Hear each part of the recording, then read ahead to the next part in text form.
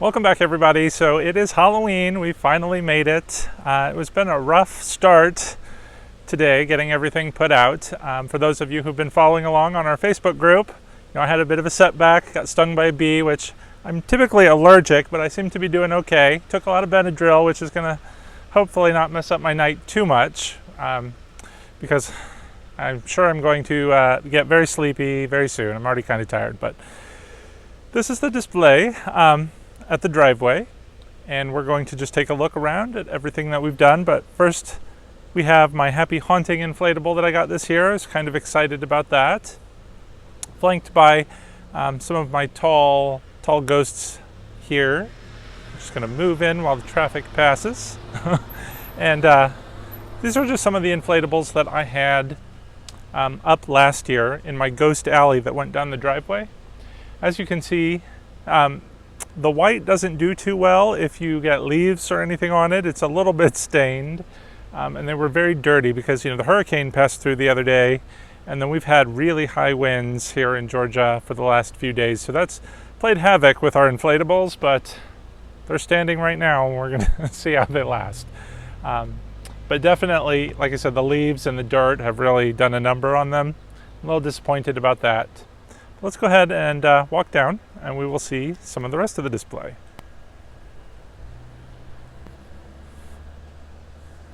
All right, so we're entering our Ghostbusters Zone, and that was kind of my reasoning for all of our ghost inflatables, because now we have the battle of the ghosts, starting with my zombie man here, which you may remember. I got him his Ghostbusters uniform, and he's got his little proton pack on his back. And then we have actually made a little light string going to the Stay Puft Man, so it looks like he's being destroyed or captured or whatever they do in Ghostbusters. I don't know.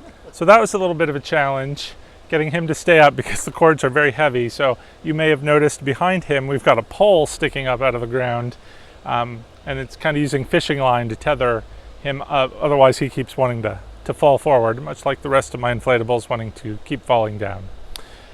But just in the back we've got some more of the apparition inflatables, and then we have some of our tombstones.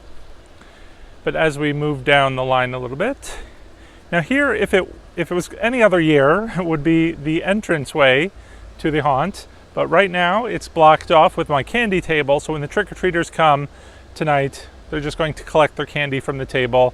We've got our stuff set inside so that we can enjoy the evening. But Slimer is here to guard the candy. And of course I've got my Happy Halloweener dog, just to add a little bit of fun, to make it not too scary for the little ones. And my fog machine is hiding under the table, so we'll get to see that this evening. As we move down, this was my exciting inflatable for the year, the Ecto 1 car. We never did get a chance to replace the fan, so it's kind of smushed still. That little fan just doesn't do it. It really needed a much more powerful fan for this to work properly. But I'm hoping you don't really notice, especially when it gets a little bit darker. But like if you look at the wheels, you can see they're a little bit crushed. Got some external green lighting. I kind of wanted everything to be greenish, because it's Slimer's day, and Slimer is in charge here. And as we move down, just another little ghost in the corner. I didn't get a chance to clean him. You can kind of see he's still a little filthy. But as the cars come down the street here, this is the view that they've had all season, I guess. We just put out the Ghostbusters stuff today, but I've had my pirate set up here all, for many weeks now. So have my pirate ship sinking actually in the koi pond there, and he has unfortunately actually sunk a couple of times, but we propped him up again this morning, so he's doing okay for the moment. And then off on the side we've got a little skeleton man on a barrel, which I had in the pirate jail last year in my garage. Little lost at sea tombstone, and if you look closely, there's the treasure chest there in the background on the ivy there. I didn't really have a chance to make it dripping with jewels, but it's a chest. It's a pirate chest. Let's go ahead and take a walk down the pathway. So I use my stanchions with the dollar store chain to keep everybody off the pathways where I don't want them to go. It's totally easy to make these, and I've got a tutorial up, but I love it. It kind of makes sure that nobody actually enters my Halloween zone.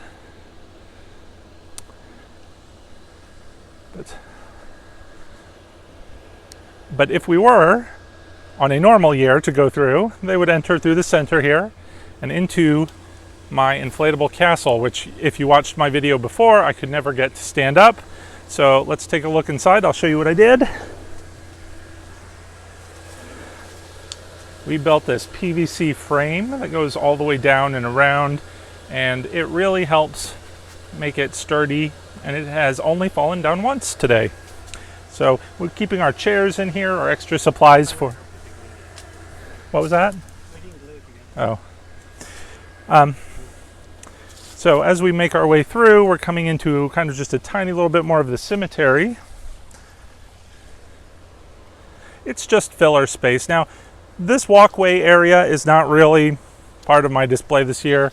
I threw things up for our enjoyment, but it's kind of sparse. So normally in normal years it would be much more decked out, but I think it conveys a nice little theme here. As we move down, we've got our pirates, our captain here. And again, as you walk down the path, you've got a good view of the ship, if it doesn't sink again.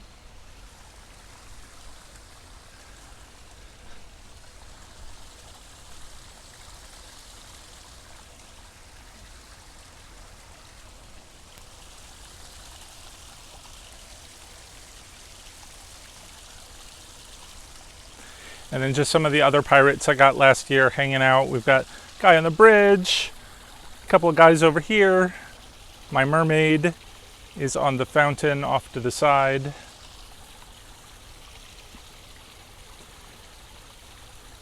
Now, in one of my recent videos, you may have remembered we saw the singing pirate pumpkins. Didn't have a chance to put those out, but that would have been a great transition somewhere in this area as we move down into my pirate army.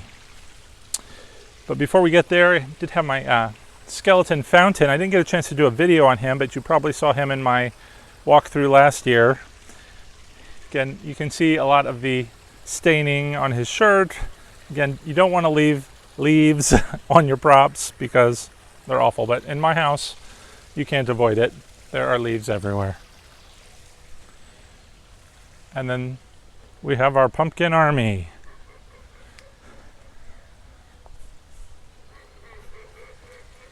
So they're all lit with dollar store string lights, so when it gets a little bit darker, it will look awfully creepy with them all just peering at us from the distance. And then, of course, we have our pumpkin prowler, who is the head of the pumpkin army. Now, from the street, I forgot to show you, in our upper window, we have that library display, so you'll get to see that in the nighttime video. And then I also put a projection in the lower window. I'll save that one as a surprise, so you can watch the video later. And then, of course, as we have decorated the inside as the Headless Horseman theme, I just brought him out as a transition to the inside. So that is pretty much it. Let's take another little stroll through.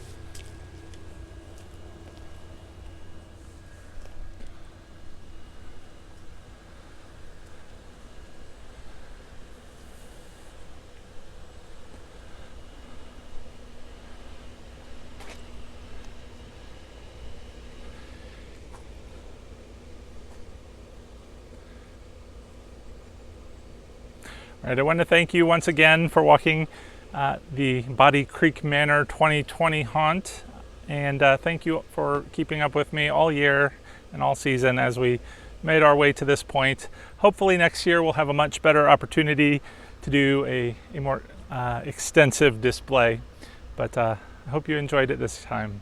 Thanks for watching, guys. Take care.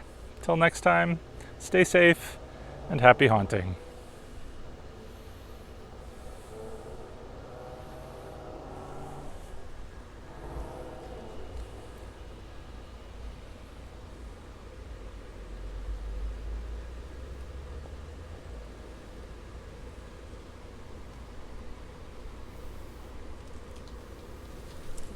Can't go get it.